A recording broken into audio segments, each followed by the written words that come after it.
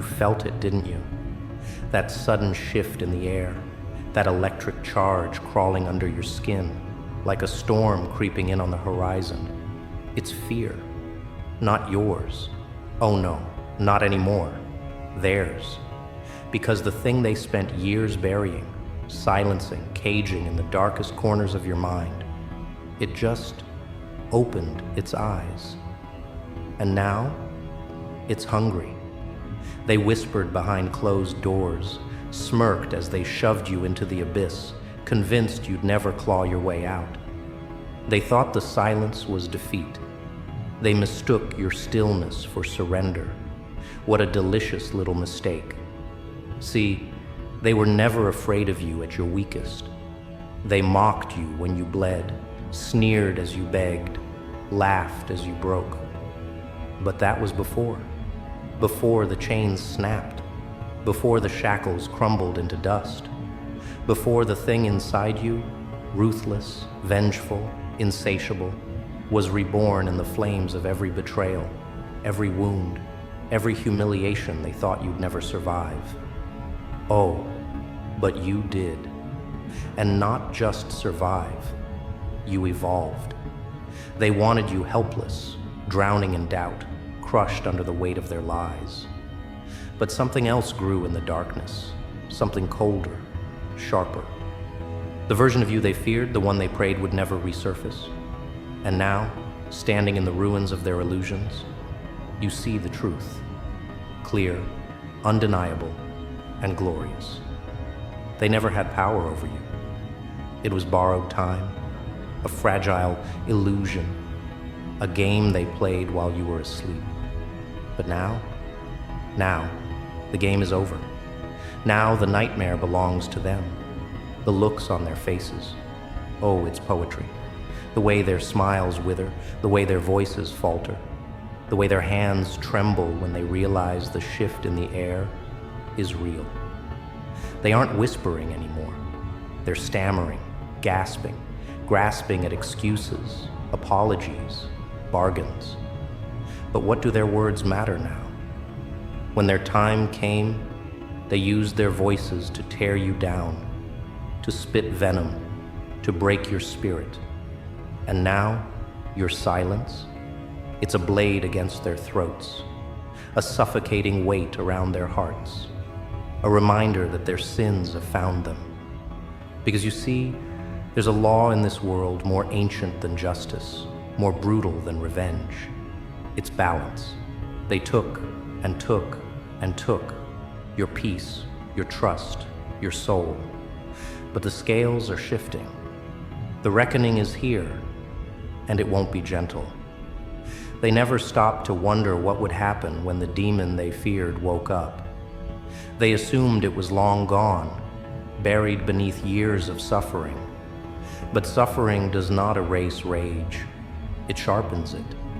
It turns pain into purpose, wounds into weapons. And now, standing before them, you are the embodiment of every consequence they never thought they'd face. You watch the terror bloom in their eyes, spreading like wildfire. It's intoxicating, but there's no need to rush. Let them marinate in the horror of inevitability. Let them feel what it's like to be powerless, to wait in the suffocating dark, knowing something is coming for them. Something they cannot escape. Something they created with their own cruelty. They lit the match, and now the fire consumes them. And as the shadows coil around you, as the air thickens with the weight of their dread, one thing becomes clear. The past is dead. And the future? Oh, the future belongs to the thing they could never control. You remember the nights spent drowning in agony, screaming in silence, feeling the walls of your mind close in, trapping you in a prison of despair. You remember the taste of helplessness, how it burned like acid on your tongue. But those nights, they weren't your end. They were your rebirth. Every scar, every wound, Every drop of blood that fell from your body was a lesson, one that they will now learn firsthand. Do you see them? How they cling to their arrogance, even as their hands tremble? How they feign strength, even as their eyes betray them? They still believe they can outmaneuver fate, that their sins can be washed away with hollow apologies. But you know better. You've seen what lies beneath their masks: fear, desperation, the rotting core of their souls. And now, you'll strip them bare. Every injustice they inflicted upon you, every moment they relished in your suffering, it has been carved into your bones, etched into your very being.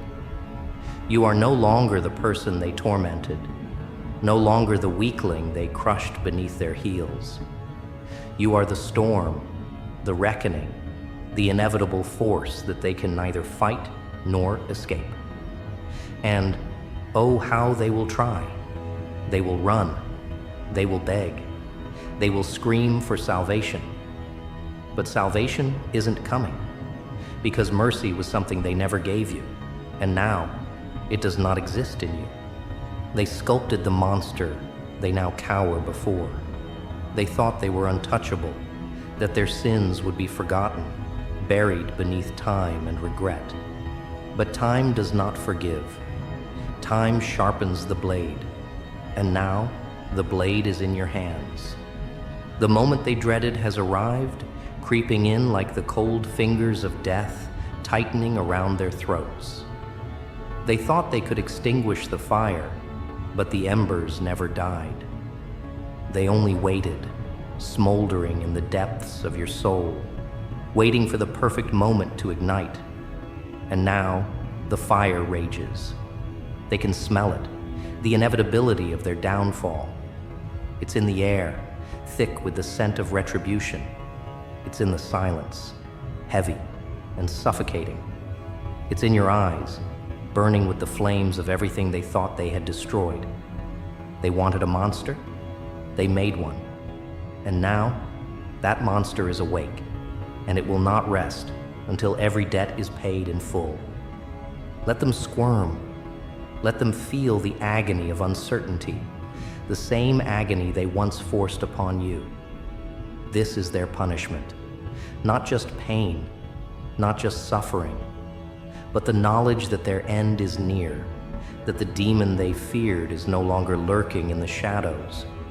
It is here, standing before them, eyes gleaming with a hunger they will never escape. They finally understand. The thing they tried to bury wasn't a corpse, it was a seed. And under the weight of every lie, every wound, every whispered betrayal, it didn't wither. It took root. It fed on the darkness they left you in, drank deep from the well of your suffering, and now it stands before them, towering, unshaken, merciless. Look at them. Watch how the bravado drains from their faces, how the realization creeps into their bones, slow and suffocating. They spent years pretending they held the power, believing their cruelty had carved an unshakable throne beneath them. But power is not stolen. It is earned. It is reforged in the flames of destruction, molded by the hands of those they tried to break. And you have become the architect of their undoing. They thought their laughter was a weapon, their dismissive glances a shield. They thought breaking you would be simple, but what they never grasped, what they could never comprehend, was that suffering does not always lead to ruin. Sometimes it sharpens the blade. Sometimes it turns a victim into something far worse than they ever imagined. And now their creation stands before them, unrecognizable, untouchable, unstoppable. The silence is delicious. They scramble for words, for excuses, for something, anything, to turn back the clock, to erase the damage they wrote into your soul. But time is not their servant, not anymore. Time has abandoned them, has forsaken them to the very fate they so carelessly forced upon you. And now, they are drowning in the very abyss they once threw you into, gasping, reaching, pleading. But there is no hand to pull them back, no savior to grant them mercy. They remember the old you, don't they? The one who flinched at their venom, who choked on their mockery, who bowed under the weight of their deceit. That version of you is long gone, scattered into the wind like ashes after a fire. What stands before them now is something else entirely, a force they cannot reason with, a reckoning they cannot escape. They built their kingdom on a foundation of arrogance, of stolen dignity, of the false belief that they would never be held accountable. But even the most gilded thrones crumble when the foundations rot. And now they sit atop ruins, their kingdom reduced to rubble, their crowns nothing more than broken illusions. Because power, real power, was never theirs to wield. It was yours all along. You watched them shift uncomfortably, their minds racing for an escape. But there is none.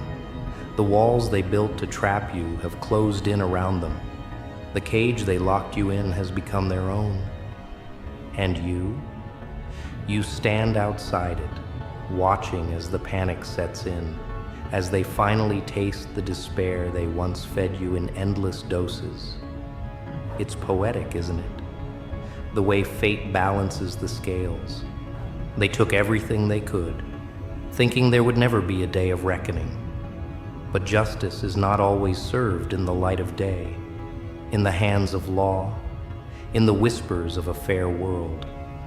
Sometimes, justice is carved into the souls of those who were wronged.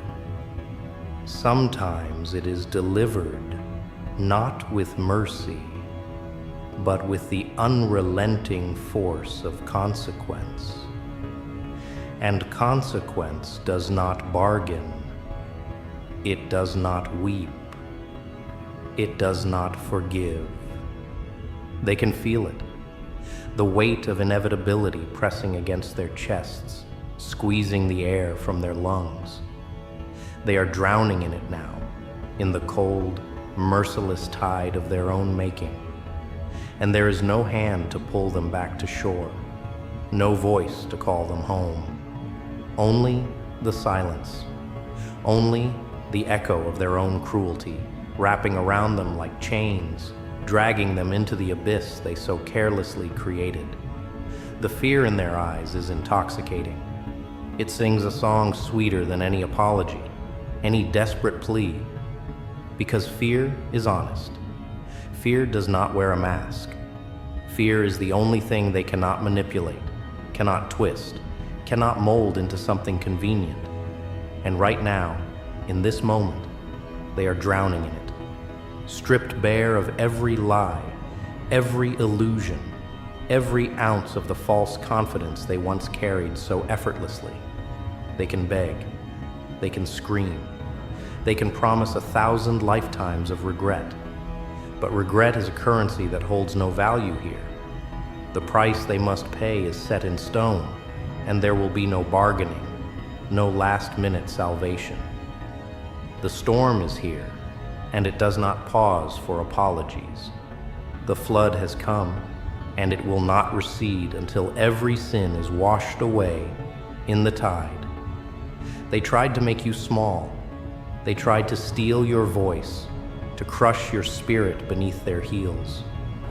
But now, as they stand before the storm they created, as they tremble beneath the weight of the darkness they once unleashed upon you, they finally understand. The demon they feared is not coming. It is here. And it is just getting started. They think there's still a way out, a loophole, a mercy hidden in the cracks. Desperation makes them delusional.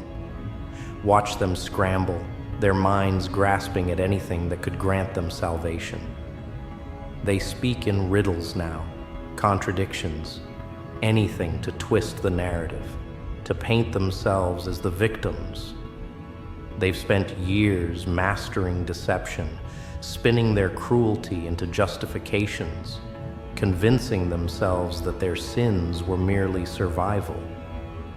But there is no audience for their stories anymore. The curtain has dropped, and in the darkness beyond the stage, their only witness is you. And you are unmoved. Their words slither like dying serpents, hissing weakly before withering into silence. No more excuses, no more performances. They are naked before the force they mocked, stripped of their arrogance, their masks shattered beyond repair. It's almost poetic, isn't it? The way their power crumbles in the very hands that once built their empire of deceit. The same hands that once trembled under their weight now hold their fate with an unshakable grip.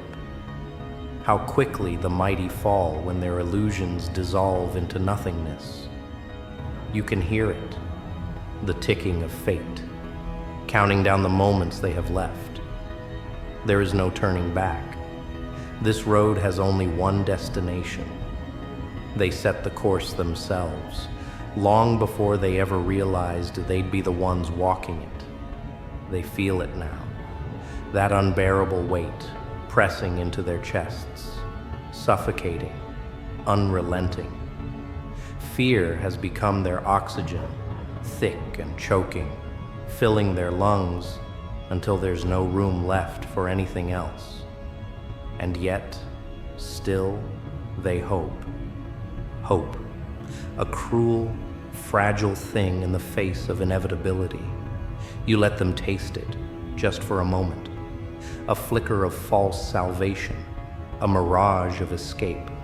The same game they played on you, leading you down corridors of false promises, filling you with the venom of empty words. It's almost funny how the roles have reversed.